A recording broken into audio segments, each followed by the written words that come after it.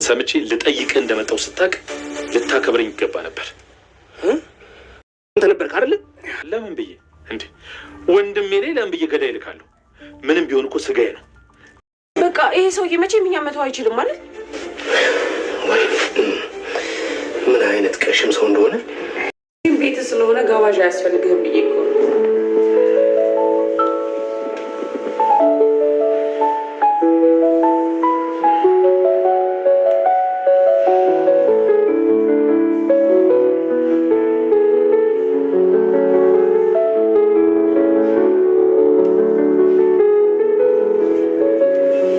እና ዶክተር ምንም ነገር አትፈልግም? አይ ምንም አልፈልግም። ምንድነው? ጥያቄ አነሳ። ዘርፌ ማለት ገንዘብ በጣም የምትወድ የሆነች ስግብግብ የሆነች ሰይጣን ፍጥረት ናት። ሉላ ጥበቃ ተዘጋጅቶላታል። አቶ ሽብሩ ወደነ ሉላ ቤት ገብቶ ከዛሬ ጀምሮ እኔ እጠብቃለሁ በማለት እንግዲህ ስራ ጀምሯል። በዛም ደግሞ ለምን የቤት ሰራተኛ አትፈልጉም ወይ በማለት አሁን ላይ ሳሮንን ወደዛ ቤት ለማስገባት ሞክሯል። ሱራፌል በራይድ ስራ ተሰማርቶ ባለበት ሰዓት እንግዲህ ተደብድቦ መምጣቱን ሁላችንም ያየነው ነው። ዛሬ ላይ ደግሞ ዶክተር ሮቤል ሙዝ በመግዛት ላይ መጣሁ፣ አንተ ግን አላከበርከኝም በማለት መጥቶ ነበረ ሳሚ ቤት። ሳሚም እንግዲህ ውጣ ከቤቴ ምን ልትሰራ መጣ በማለት ተናግሮት ነበር። ቤዛም እሱን ባገኘችው ጊዜ ያችን አክስት ተብየዋልና ያቺ እስስት ሉላ ተብየዋን ነገራቸው እሺ፣ ዝም ብዬ እንደማልቀመጥ ላደረጉት ነገር ላደረጉት ለሰሩት ስራ በሙሉ ዋጋቸውን እንደምሰጣቸው ነገራቸው በማለት እንግዲህ ለኪሩቤል ነግረዋለች። ሰላም ጤና ይስጥልኝ ውድና የተከበራችሁ ተመልካቾች እንዴት አላችሁ? እግዚአብሔር ይመስገን በጣም ደህና ነኝ። በያላችሁበት ሰላማችሁ ይብዛ እያልኩ ለዚህ ቻናል አዲስ ከሆናችሁ ሰብስክራይብ በማድረግ ቤተሰቡ እንዲሁም ነባሮች ላይክ ሼር በማድረግ አበረታቱኝ። ቪዲዮውን ስትጀምሩ ላይክ በማድረግ ጀምሩ። ሱራፌል እንግዲህ መተኛቱ ይታወቃል። ይህም ደግሞ የበራይድ ሲሰራ ተደብድቦ ነበር የመጣው። አሁን ላይ ግን ወንድሙ ሊያየው ወደ ሳሚ ቤት ይመጣል። ሳሚም ሙጣ ከቤቴ ምን ልትሰራ እዚህ መጣ በማለት ተናግሮት ነበረ። ወንድሜ መታመሙን ሰምቼ ነው የመጣሁት፣ አንተ ግን እንኳን ወንድም ሌላም አትሆንም፣ አሁንም የመጨረሻ እድል እየሰጠው ነው በማለት እንግዲህ ይነግረዋል። ሱራፌልም አንተ ሰውዬ ለምንድነው የማትሆን ግን በቃ ትሆናልኩ ለምን አትሆንም በማለት ይገኛል። ሱራፌልም እንዳንተ ያለ ወንድም የለኝም፣ አሁን ሄዱታ ከዚህ ቤት በማለት እንዲወጣ ያደርጉታል። ሙዙን አስቀምጦ እሱም ይወጣል። ልክ እንደወጣም ቤዛን አግኝቷት ነበረ። ቤዛና ሉላ ተገናኝተው ወደ ቤት እየመጣች ነበር። አንተ ደግሞ እዚህ ምን ትሰራለህ በማለት ትጠይቀዋለች። ዶክተሩም በጣም አምሮብሻል፣ ደግሞ እዚህ መሆኑ ተመችቶሻል በማለት ነበረ ሊናገራት እንዲሁም ደግሞ ሊያስከፋት የሞከረው።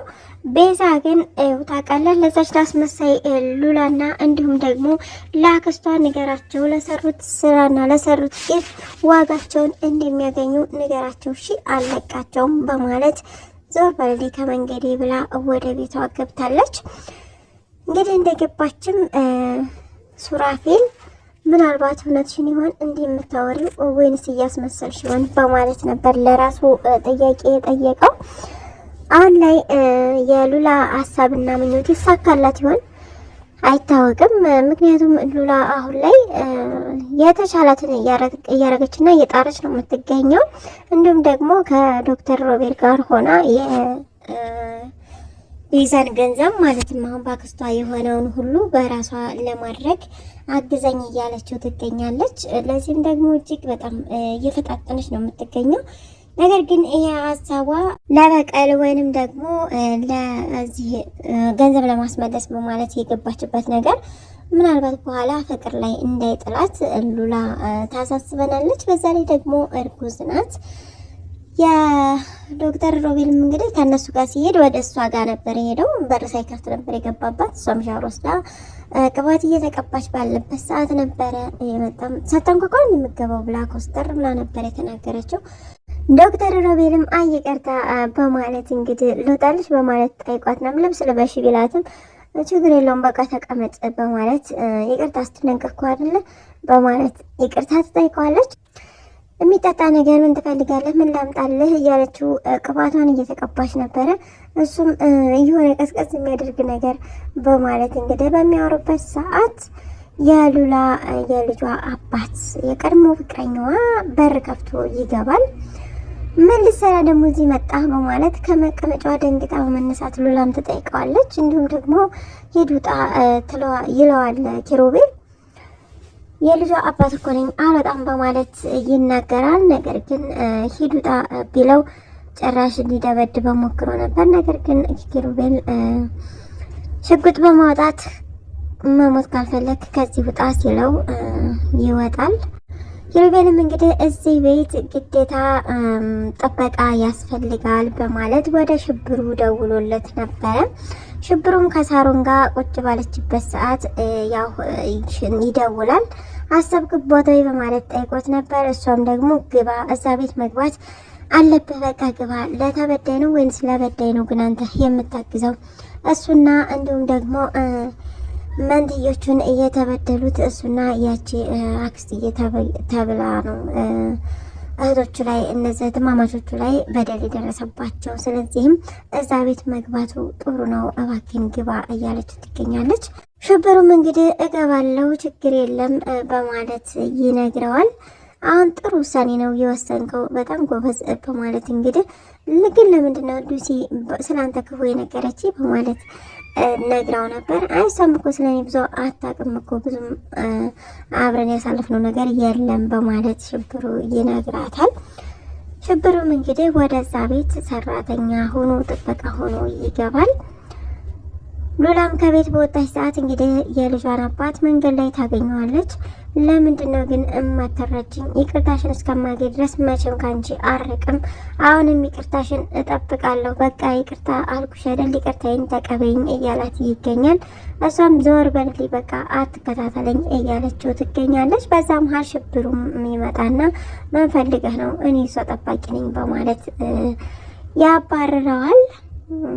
ሽብሩ በማለት ነበር እንግዲህ ሰውየውም እየጠራው ስም አዲስ አልሆነብኝም ማቀም መሰለኝ በማለት እንግዲህ ሰውማ የዶክተር ሮቤል ነው በማለት ሉላም ትገነዘባለች።